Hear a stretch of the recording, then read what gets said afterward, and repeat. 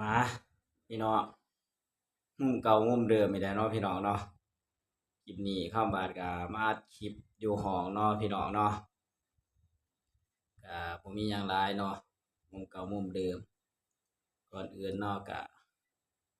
กับสบายดีและสวัสดีเด้อพ่อแม่พี่น้องกันเบิดสุผู้สู่คนบ่ว่าสิอยู่ฝั่งไทยฝั่งลาวหรือต่างประเทศก็ยินดีต้อนรับเข้าสู่ช่องคำว่าชาแนลเด้อมาพบมาเจอกับคำว่ามื้อนี้เนาะเส้นเก่าเส้นเดิมเนาะพี่น้องเนาะคำว่าก็ก่อนอื่นก็ขอบคุณพ่อแม่พี่น้องกันเบิดสุผู้สู่คนที่เข้ามารับชมกดติดตามช่องคำว่าเบิ่งคลิปให้คำว่าตั้งแต่ต้นจนจบแล้วก็บ่ข้ามโฆษณาเด้อพี่น้องเด้อคลิปนี้คำว่าก็สิให้พ่อแม่พี่น้องเฮาพิจารณานำกันเนาะทีมงานบ่าวเตียงเพิ่นไปช่วยน้องเดิมเนาะเอื้อยแท้ๆเนาะพี่น้องเนาะแย่งชิงเอาดินเราเพราะว่าเราเป็นเด็กน้อยเราบ่ทันได้รู้ความเนาะพี่น้องเนาะคลิปนี้ก็บ่าวเตียงไปช่วยเนาะพี่น้องเนาะก็ให้พ่อแม่พี่น้องเฮาฟังคลิปไปแล้วกันเนาะพี่น้องเนาะเดี๋ยวคำว่าก็สิเปิดให้พ่อแม่พี่น้องอันนี้คือทางในบ้านแล้วก็เลขาเนาะพี่น้องเนาะก็คือไอ้เพิ่นนี่ยังบ่เฮ็ดจักเทื่อพี่น้องเลยฮะก็ไอ้มื้อนั้นก็ได้คุยกับในบ้านก็คือโอกาสจัดสร้างของบ้านนั่นแหละพ่อแม่พี่น้องนี่เนาะวันนี้ได้คุยกันกับเพิ่นก็เพิ่นว่ามันบ่โอเคคือเอื้อยนี่กินเปรียบน้องโพดนะว่าง่ายๆก็ได้พี่น้องคืออยากเฮ็ดให้มันถูกมันต้องเนาะวันนี้ทางในบ้านเพิ่นก็สิพาไปเบิ่งดินตอนนึงดินนี่เป็นของดินของไผอันนั้นดินอยู่ดินของแม่ของแม่ของพ่อแม่ตัวนี้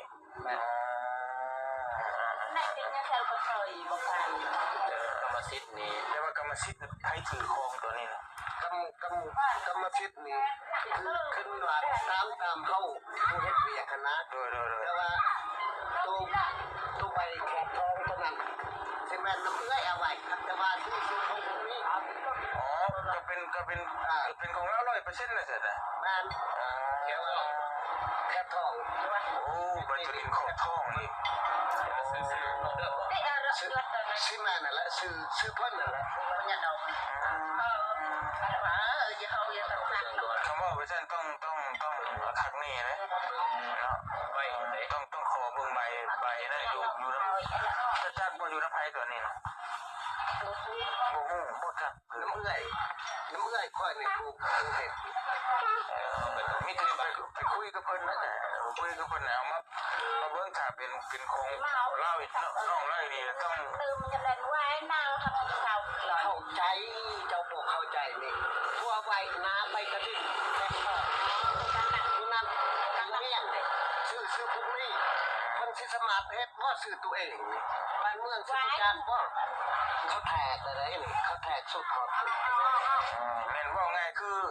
โอ้มีดินเป็นของเจ้าของแล้วนี่เธอเอ้ยเป็นคนเอาไว้แม่นน้องเดือนนี่บ่จักหยังเลยนะบ่จักเล็กน้อยเพราะว่าจักรุ่นตะพ่อตะแม่พุ่นเนาะ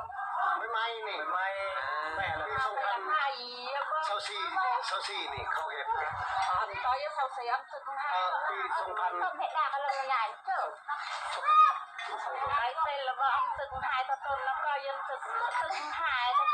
่าบ่แม่นสิเฮ็ดปีอันนั้นคนกินได้ก้อนรุ่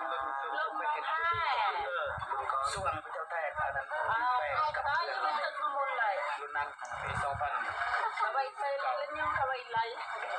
19 สาวนั่นส่งประมาณช่วง2020มีแต่ขนาดนั้นดิเมื่อก็สิขอเบิ่งน้ำเพิ่นจะได้ก็ว่านั่นก็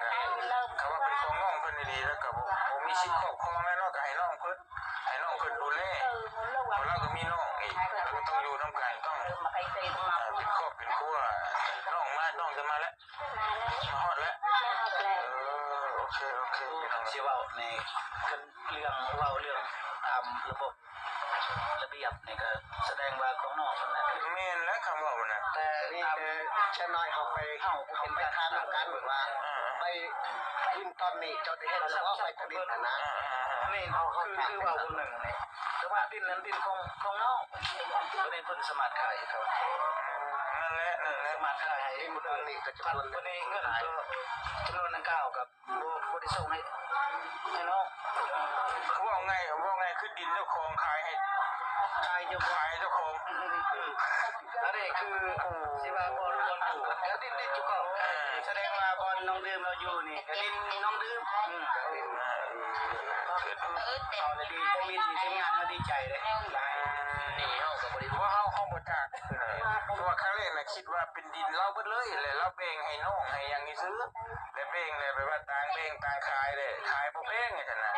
คิดว่าครั้งแรกก็โอ้ก็ย่องแล้วนะว่า ใครบ่แพงนะ ว่าหาร้านนอกโอ้ดีใจเลย อ่อนเบิดอย่างนี้เบิดเอามีแต่ไปเบิ่งหม้องดินก่อนเนาะไปดินหม้องอันนี้อีกคนนึงคือเนาะโอ้เป็นอันนี้ว่ะเนาะพี่น้องเอ้ยเจ้าก็บ่จักบ่น้อง มาพี่น้องคลิปนี้น่าจะรู้เรื่องเนาะ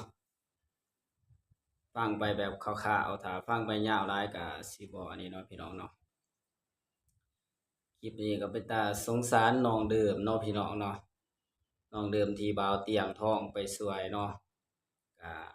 ขออนุญาตเด้อบ่าวเตียงทองเด้อสิอนุญาตที่ว่าพูดถึงเว้าถึงบ่าวเตียงเนาะขออนุญาตบ่าวเตียงเด้อคำว่าเป็น FC บ่าวเตียงเนาะติดตามบ่าวเตียงมาตลอดเนาะคำว่าก็ติดตามคลิปเรื่องนี้มาตลอดเนาะแต่บ่าวเตียงไปถ่ายแรกๆเนาะน้องเดิมเนาะลงไปลาวไต่เนาะพี่น้องเนาะ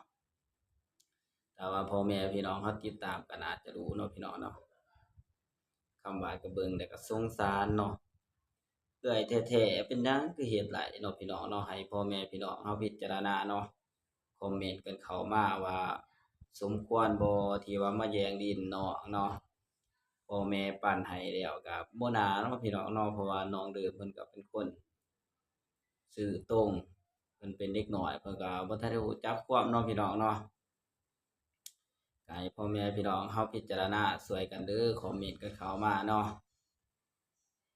ช่วงนี้ก็เป็นช่วงเดือนสงกรานต์เนาะพี่น้องเนาะเดือนเมษาเนาะถ้าว่าพ่อแม่พี่น้องเฮาสิเดินทางกลับบ้านหรือว่าไปไสมาไสก็ขอให้ทุกท่านเนาะเดินทางตลอดปลอดภัยให้ถึงจุดหมายปลายฝันเนาะพี่น้องเนาะคำว่าก็มาอวยพรให้พ่อแม่พี่น้องเฮาเนาะก่อนสิจบคลิปเนาะก็ขอบคุณพ่อแม่พี่น้องอีกครั้งที่เขามากดติดตามสองคำว่าตอนนี้ก็คนเดิมติดตามเข้ามาเรื่อยๆแล้วเนาะพี่น้องเนาะก็ขอบคุณพ่อแม่พี่น้องหรือว่า FC กันเบิดสุผู้สู่คนที่เขามารับชมกดติดตามสองคำว่าเนาะใครบ่ทันได้กดติดตามก็ฝากเลยเด้อพี่น้องเด้อกดติดตามกดไลค์กดแชร์คอมเมนต์กันเข้ามาเนาะคำว่าก็สิเข้าไปตามไปอ่านไปตอบคอมเมนต์ของพ่อแม่พี่น้องกันเบิดสุผู้สู่คนเนาะคำว่าก็สิได้จบคลิปไปแล้วก็ขอให้ทุกท่านเนาะที่เขามาชมคลิปนี้ได้มีสุขภาพเข้มแข็งร่างกายแข็งแรงตลอดปีตลอดไปเนาะ